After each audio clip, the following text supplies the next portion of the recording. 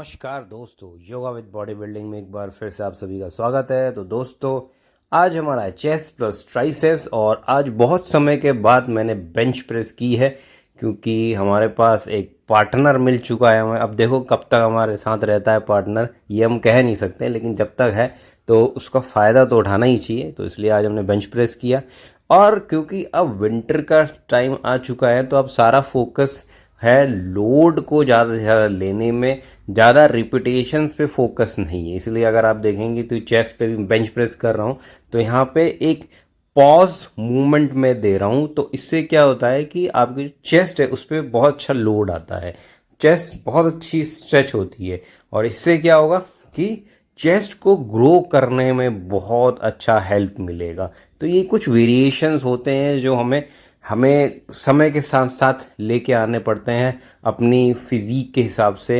जो भी muscle part हमें ग्रो करना, हमें लग रहा है वीक हो रहा है, उसको ग्रो करना है, तो इस तरीके से वेरिएशंस लाना बहुत ज़रूरी हो जाता है।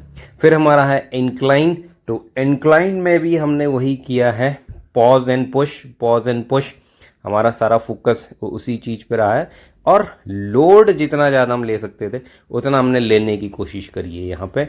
और क्योंकि रिपीटेशंस हम ज़्यादा कर नहीं रहे हैं, हमारा फोकस है कि 5 6 7 रैप हमें करने हैं और तो उस पर पॉज एंड पुश बहुत बढ़िया तरीके से काम करता है और लोड अच्छा आता है। और इम्पॉर्टेंट चीज़ होती है कि जिस मसल पार्ट को हम ग्रो करना चाह रहे हैं, जैसे यहाँ पे हम चेस्ट, अपर चेस्ट को हमारा फोकस है, तो उस अपर चेस्ट पे बहुत अच्छा लोड आ जाता है। तो ये चीज़ें करना बहुत ज़्यादा ज़रूरी होता है। और फिर हमारा है इंक्लाइन डंबल प्रेसेस। तो इंक्लाइन डंबल प्रेसेस के हमने यहाँ पे टोटल 4 सेट्स किए, एक वार्म अप सेट हमने यहाँ पे किया है यहाँ पे। और क्योंकि मैंने बेंच पे इंक्लाइन बारबल प्रेसेस मैंने लगाए थे तो इसलिए इस पे आज मैं टोटल 27 किलो तक ही गया मैं, क्योंकि उससे ज़्यादा लोड आज उठ नहीं पा रहा था। क्योंकि एक तो 10 दिनों के बाद मैं वापस से वर्कआउट शुरू किया है तो उसका भी कहीं ना कहीं रहता है, क्योंकि अगर आप बीमार हो जाओ और वापस आप आते हो तो थोड़ा सा समय लगता है, तो आपको थोड़ा सा अपने आप को कंट्रोल करना पड़ता है।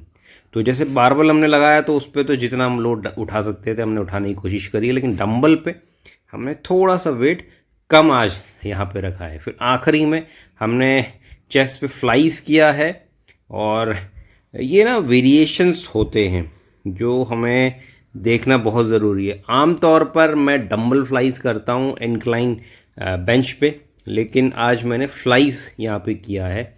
और फिर हमारा आता है ट्राइसेप्स। तो सबसे पहले हमने ट्राइसेप्स पुश डाउन यहाँ पे हमने किया है और करीब करीब 45 से 50 किलो तक हम इस पे चले गए हैं ट्राइसेप्स पे और बहुत बढ़िया लोड जो है वो खिंच के आ रहा है। और ट्राइसेप्स पे आपको लोड देना पड़ेगा तभी ये जो है ग्रो कर पाएगी। और फिर सेकंड हमारी है वो है बिहाइंड द नेक।